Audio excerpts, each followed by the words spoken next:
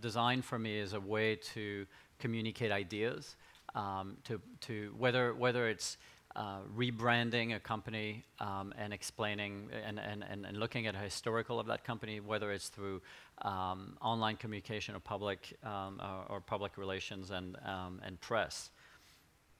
And this is very much true for what we're going to be talking about in a second.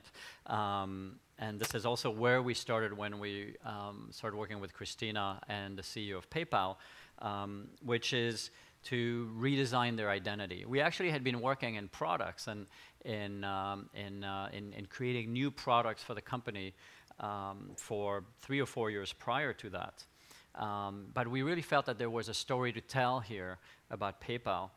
When it was launched in 1998, by some of the most celebrated pioneers of our generation, Peter Thiel, Elon Musk, it was a challenger company.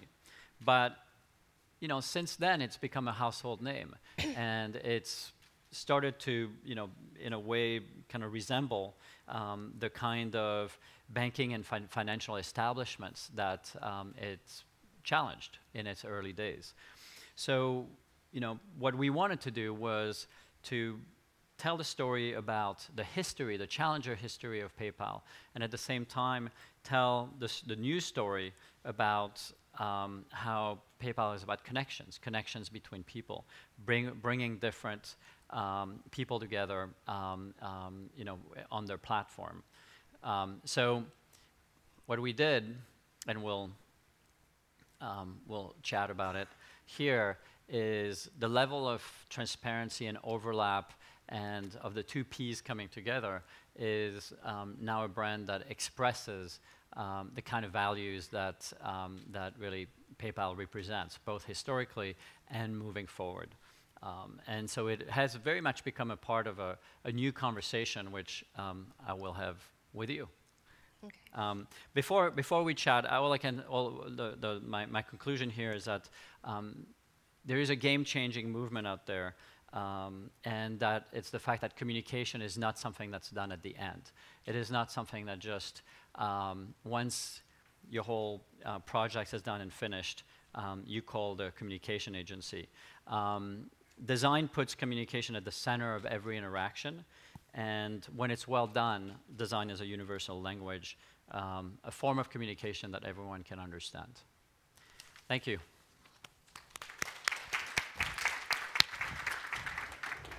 Thank you, Yves.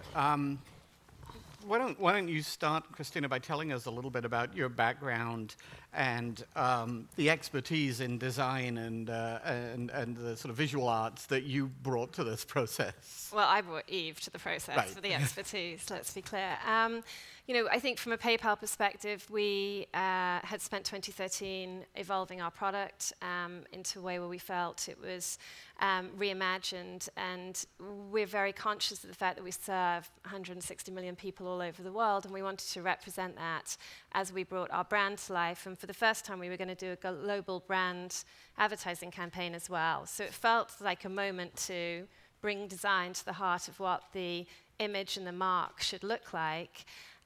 What was interesting, we did it very fast. We did it in about 12 weeks, I think, all in all. Because we were driven by media buys that we'd made in advance. But what I think we feel it really does do is represent how the organization has rallied around this idea of people at the heart of everything that we did. And when you go deep into the work that Yves led with us, you can see us trying to pull those pieces together. And for PayPal, we're very much an online brand, but we're now operating in a world of very small wearables or out of home, and we had to make sure that the visualization of how we turned up looked the same and was powerful in all of those very different locations. If you put the slideshow back together, we can show some of those to people in the room. For me, the brand, the responsibility was we were going to change, that PayPal, pay button on, millions, hundreds of thousands. Yeah, it's probably one of the most visual marks in the world online. Exactly, and everybody, when you start looking at the fact that your core product is people clicking this button, usually companies will start with a whole set of notions which is about fear. And what happens if it doesn't work? What happens if people don't see it, don't recognize it? And so it's exactly the kind of there's fear on the one hand, and on the other there is opportunity, because really the brand looked a lot like a parking sign to me. And so it needed to kind of move forward, and we got there. My question about your design expertise was really hinting at the extent to which, when you got involved in this project, it fit very seamlessly into your communications responsibility, and the extent to which, if it did, it took you out of your traditional comfort zone. And I guess the parallel question for you, Yves, is when you work with people who come out of a public relations or a corporate communications background, what are the things that you need to sort of educate them about or bring them up to speed about to get them comfortable with the design process? Well, what's interesting is that actually when I work with people who are in communication and public relations, I actually have to educate them a lot less about the impact of a good story than people in the boardroom. They understand firsthand that it's very hard to put a message out there for something that isn't compelling, that isn't true, or that isn't authentic. And so it's actually happened a number of times that projects have come to us through that side, because the company sometimes may not realize that their customer experience is so, but their PR people tell them that the opportunity is to create something really exciting moving forward. And if you were telling this kind of story, and if you were bringing along the consumer in this particular way, we would have a completely different impact. So yeah, we sort of you're not hard to convince. Nah, but we determined what our platform was going to be. We had, and that was from both a brand perspective and also how we would articulate it in the comms arena. And I think, as a comms person who now has responsibility for brand, you're very used to playing both defense and offense at the same time. It's a little bit different than perhaps a more traditional marketing model, and that enabled us to go back into our C-suite and talk about what we were trying to do with the story, and how we needed to do a rebrand of a logo, which is not insignificant in all of our offices around the world in a very short period of time, because it was the right moment for us to actually take that leadership position. I've been fascinated by corporate identity in particular for a long time. I am not by nature a very visual person, I should say. But one of the first books I read when I started writing about public relations was Wally Oland's book. And I didn't actually realize that that this wasn't part of PR at the time. It just seemed naturally to be a part of the business to me. And I spent a lot of time with the folks at Siegel & Gale and some of the other large companies after I moved to America. And there were two things that I always thought were interesting and true about the corporate identity process. The first was that I found the process itself amazing. I mean, the in-depth kind of auditing that went on to understand the brand and to find the connect and disconnect between what people inside the company and people outside the company thought was interesting about the brand, I just thought was an amazing process that we ought to be applying to everything we did in public relations. At the same time, I thought that the end product of this incredibly rich process was all too often a slightly different color and a new typeface. Mm-hmm. I thought, boy, you're putting a lot of effort into something that tinkers around the edges a little bit. Yep. So I'd like to get your reaction to the first thing, the extent to which you found the whole process of auditing the brand and figuring out what it stood for to be useful beyond merely changing the logo. And then I'd like, Yves, perhaps for you to tell me why I'm being incredibly oversimplistic and ignorant when I talk about what the end product is and why the end product is much more than that.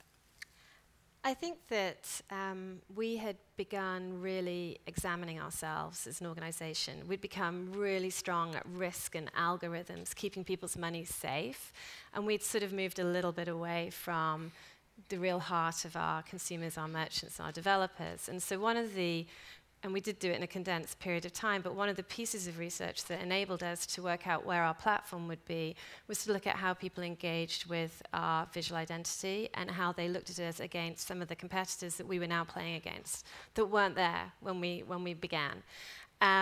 The process was not really laborious, actually. I mean, I love understanding insights of how people are thinking about brands and bringing that to life, both through, you'll see some of our print work, I have responsibility for our website, which is probably the 8th most trafficked website in the world, how we can make sure that we see how things appear on every location that people trust. So I actually really enjoyed the process.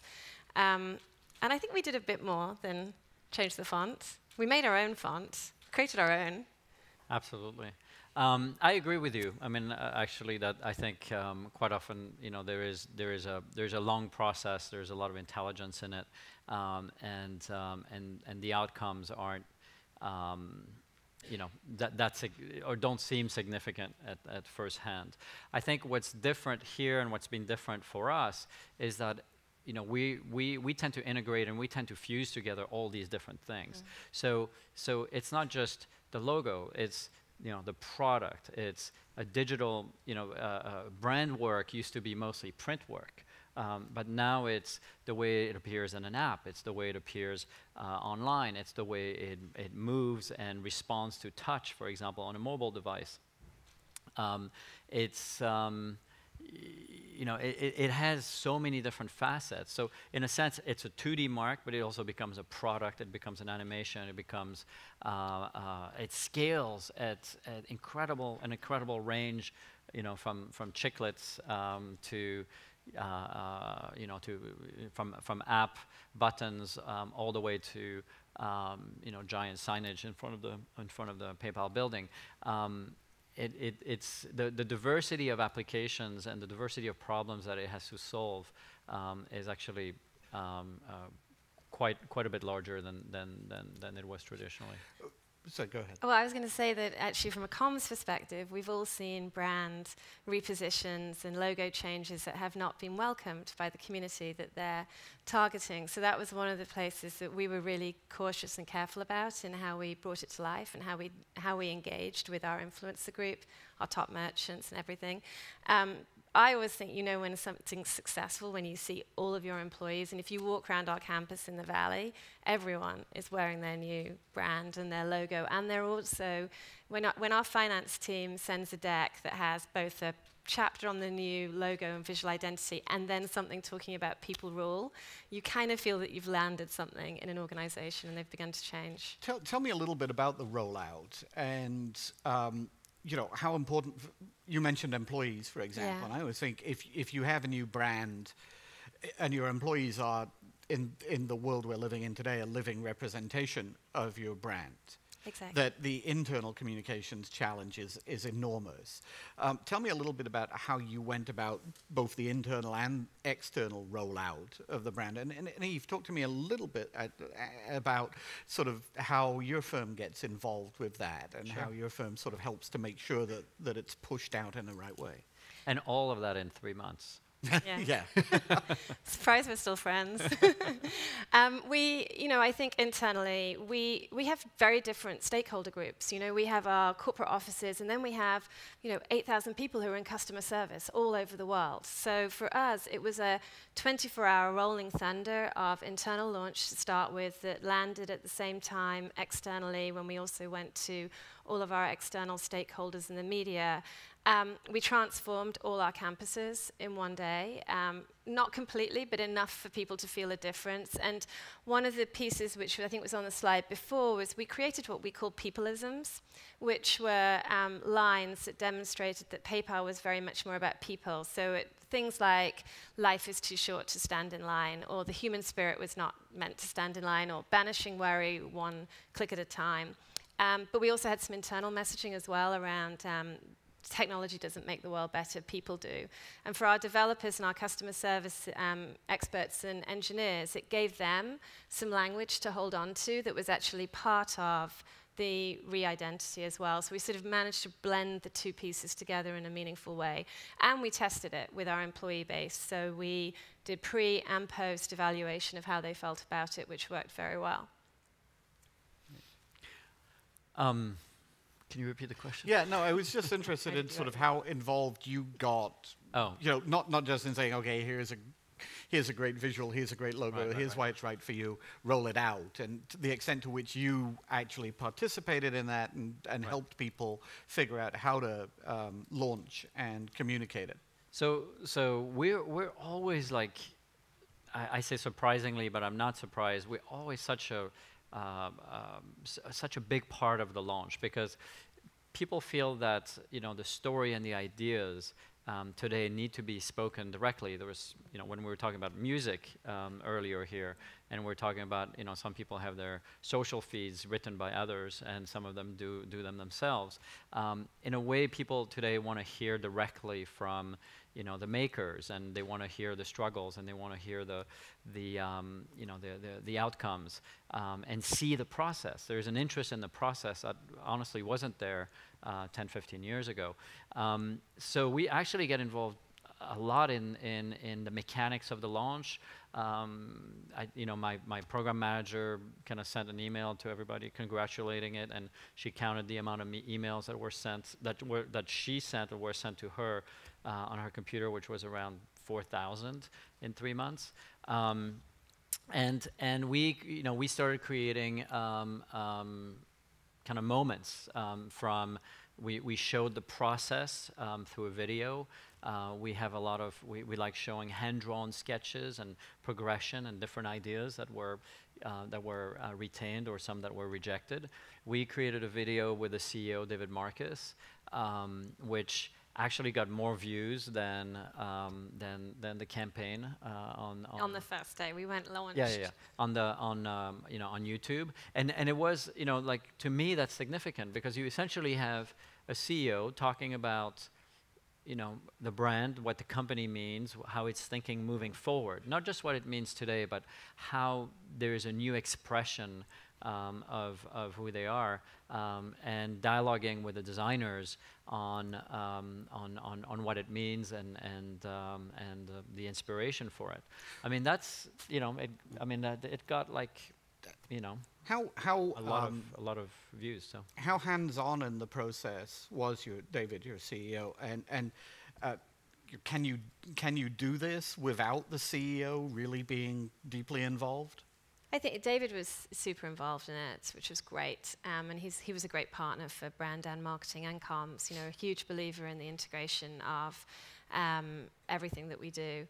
I think it's important that you have acceptance at that level, but, you know, for us as well, we needed to make sure that everyone in the company made the switch. We needed to make sure that merchants switched their logos over quickly. And so to do that, you had to have complete buy-in across all of the ranks. It wasn't just something that sat at the top and was pushed down. And some of the things that Yves mentioned were really important about creating stories internally, because we had to demonstrate where we'd been and why we were going to do this in a way that people could embrace, because it came quite quickly from and was part of the first time that we had done global advertising ever. If you'd looked at us in 2013, in all of our markets, we would have appeared differently. We didn't look like the same brand. Right. So it was quite a significant change. And I would say 25 texts a day that I got from David does show how involved he was. That is certainly fingers on. Lots of. What about this? What about that? It has to be cascading. Have you gone through exercises like this where the CEO wasn't committed, where it wasn't a priority for him, and how much more difficult does it become in those circumstances? I've gone through a process like this when the CEO changed, I think, twice. Oh, fun. And that was a lot harder. And what was interesting is this other big multinational rebrand that we did. I was given by key stakeholders, we were given a 10% chance to succeed. So when internally people tell you you got 10% chance there's 10% chance you're going to make it, you know, it is a much kind of tougher environment. I think when we were in the room and when we decided to move forward, I would have put our chances of succeeding to 90% because everybody who was in the room really wanted it to happen and wanted it to happen quickly. And now you have this whole Powering the People Economy campaign that has sort of come out of this exercise. And I'm interested in a couple of things. Sort of how you've sort of, because you know, it used to be, I think, that you could just tell people that was your brand and, you know, bombard them with advertising and that was the job done. Today you have to engage with people and you have to make sure that they really believe that's your brand so that they're telling the story as well.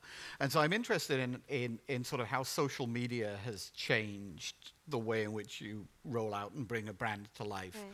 And I'm interested too in how you sort of looked for stories, moments, you know, proof points, so that it's not just a slogan at the bottom of an ad campaign, but it's something that's real and vibrant and living and evolving.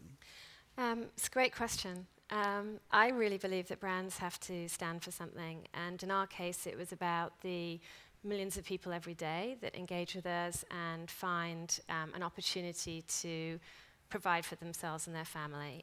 One of the things that we've done very successfully in social media is addressed some of our sentiment, which people's money is really important to them. You know, when it goes wrong, it's really bad, and when it goes right, it's awesome. But to protect people, we have systems in place that enable us to make sure we're not putting people at risk. So some of the things that we did before we got to this campaign, but it was all about people, were address things like crowdfunding. We changed our policies on crowdfunding because people would go out, and crowdfunding is awesome. It makes huge success for small businesses, but also there are people who are selling zombie masks, and they will never get shipped.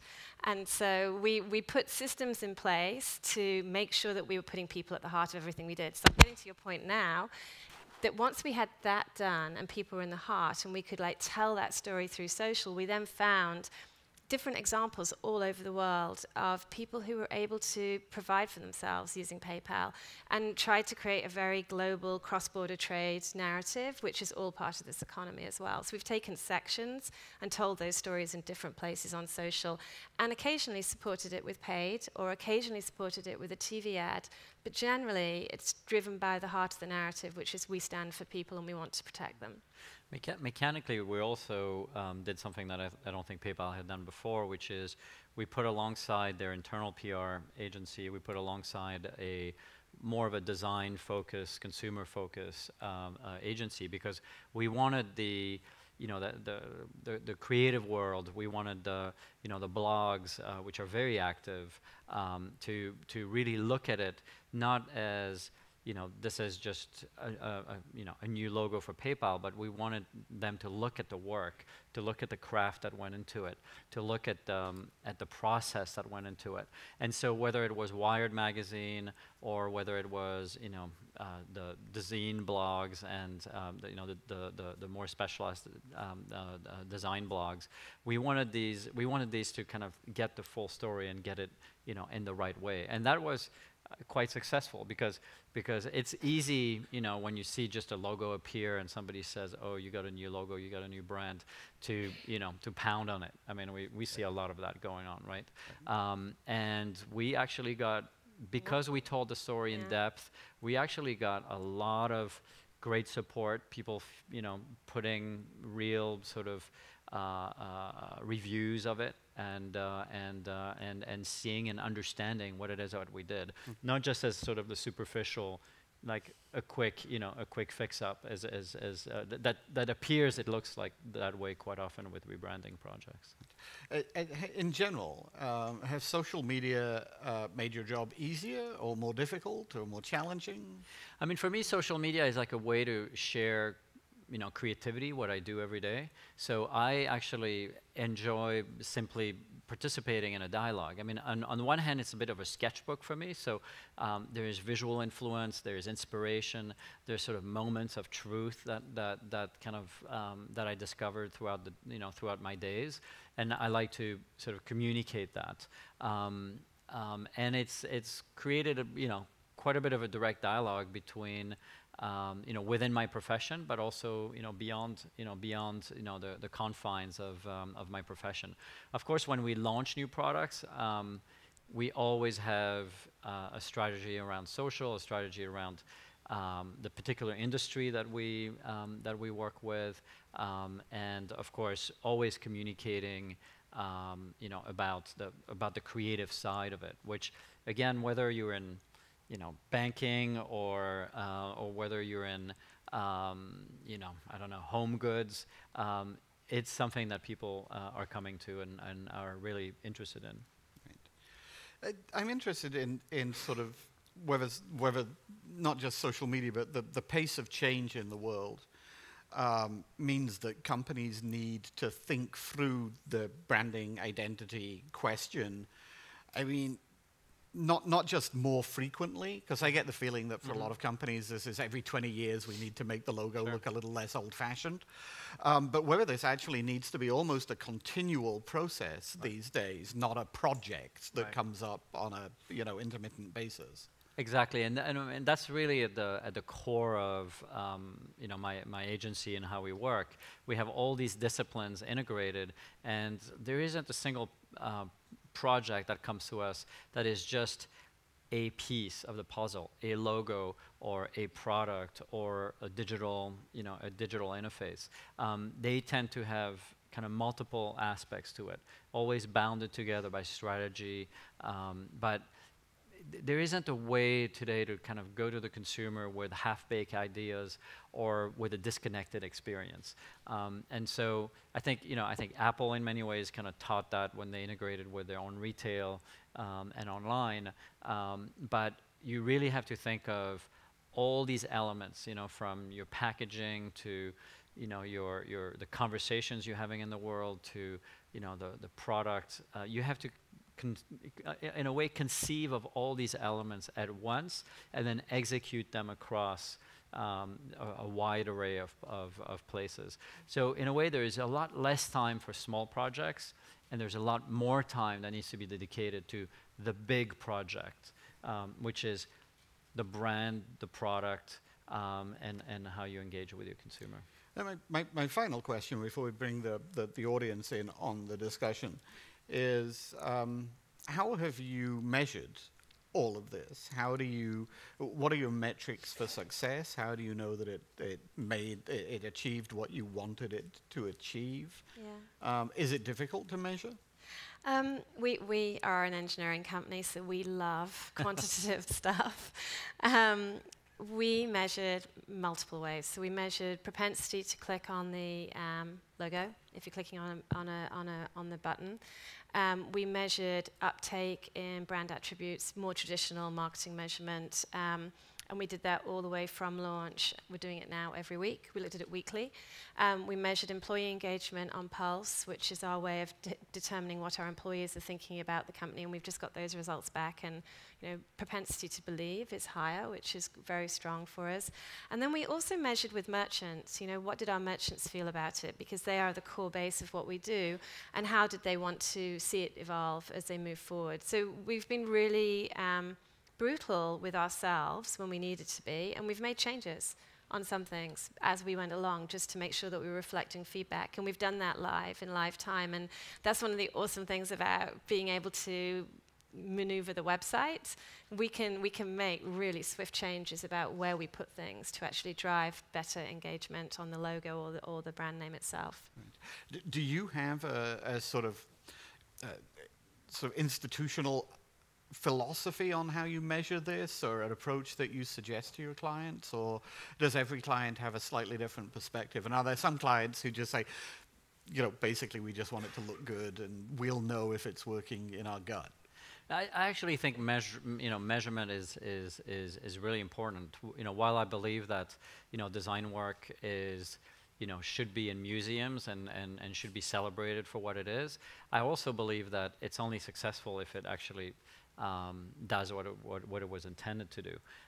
So we actually, half of our business model, half of the structure of Fuse Project, and what's quite different about our firm is we actually are partners with our clients. So we actually, we have about 30 partnerships where, we do better, we do a lot better if the product sells or if the product is successful. Great. Okay, thank you very much indeed. We've got about 5 or 6 minutes for members of the audience to join the discussion. Any questions? Okay, so over there, right in front here. Hi, thank you. I'm Jennifer Smith from Michelin here in North America. And I've got a question for Yves in terms of the variety of products that you've worked on, projects that you've worked on.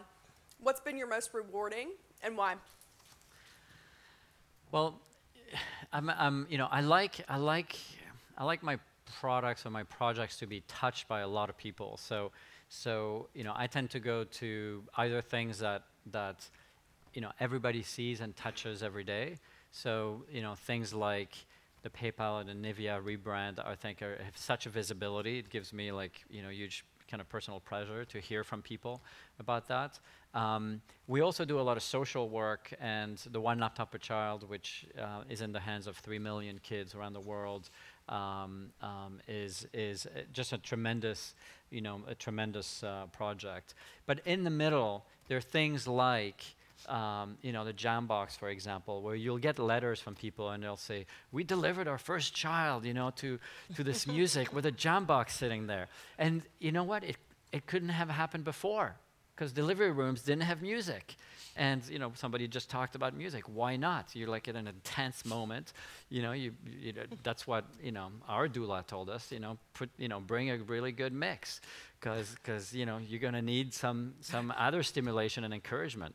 And so we hear, like for me, hearing about these stories, how the work changes people's lives a little bit, is kind of where I get the appreciation I need to get back and do some more. Anyone else? Okay. Is it Tanya? Yes. Hi, Tanya. Hello. Speaking up at last. Thank you. I couldn't get a word in edgeways earlier on. Just got a quick question about speed. PR companies are increasingly bringing design services in-house because we need to do things very, very quickly. I know certainly we've got in-house designers, guys here from Fever and Nelson Bostock, I know they have too. But we're not equipped, and I don't think ever will be, to do product design or actually corporate identity, and because that seems to be a slower process. Is that where your business is concentrating? And then the quick, dirty, in inverted commas, brochures, logos, press releases, whatever, is done by PR companies? We work fast. I mean, we're in Silicon Valley in San Francisco, so a lot of our work is done with startups.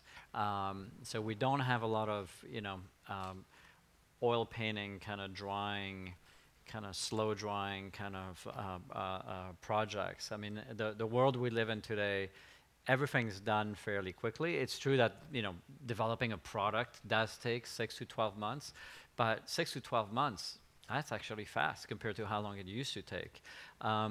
So we love to collaborate. I mean, we actually, PR is a service that I don't believe is right for us to integrate inside our structure, because I do feel like the external view, the external connections, that the ability to sort of evaluate in the bigger world, our work is much more important than to kind of self-promote in a sense, or promote only from the inside. So just like I believe, PR can be, more dynamic when it's when it's outside, faster and connected differently to the world as the companies you work with. I think design has the benefit of that diversity, of that connection to many different parts of what's happening in the world, and can bring that kind of perspective to to a company like PayPal or others. PayPal has internal designers, has an internal design team. We loved partnering with that team. We would not have used Fuse for the work that I think you were just articulating, because we can turn it ourselves, and our agency partners also did that as well, both from our above the line all the way through our comms agencies, who are MSL and Grayling and Edelman. They took pieces of what we had. I have a team who deliver brand strategy, and they created the asset control book with you guys, and then it got pulled through across the rest of the world. So it's all about partnering, but that external perspective done fast is I think is critical to really bring fresh new work out in the world. And we can accommodate one more very quick question if somebody has a burning desire to ask. Okay, Lee. Thanks. Lee Nugent from Nelson Bostock Group in London. It's perhaps more of an esoteric question, really, which is, do you find that there is much tension to deal with between the beauty and art of the design that you produce and the pragmatism of, say, a corporate who you're working with, and I'm not referring to PayPal specifically, but the pragmatism of a corporate, and then having to make that piece of beautiful art something that is just a little bit less than you might have imagined in the first place? You should do the mosaic story. Well, I mean, there is always that's the world we live in, right? I mean, I'm actually not that creative when I don't have constraints around me, and I think the dialogue that you have, I mean, the dialogue that we had that with you and David, 25 texts a day about some of the details of the logo, over the last couple of weeks of the project, actually made it better. It's not like I have a a fantasy of doing this one design and it needs to kind of appear in the world. It's much more about making the work better, sort of increasing its potency, increasing its intelligence. But that means that you need trust on both sides. I mean, you need, it's not like one way or the other. I really feel like the best creative work today is done, when all the constraints are addressed, and then, the dreaming and the magic is added to that. So we wanted magic. We absolutely wanted it to be a thing of beauty, because it wasn't quite. It was a bit flat and it didn't have a sheen to it. But in the last, I guess, 3 days, when we were right on our deadlines, it became really clear that something we'd all fallen in love with wasn't quite going to do what we needed it to do in small sizes, like on a watch. And so that was one of the 25 text days. But there were, I mean, these guys were turning versions for us every 12 hours so that we could make assessment and do the right thing. But we really wanted beauty. And I think most corporates want beauty. They just have to allow it to flow and thrive. Great.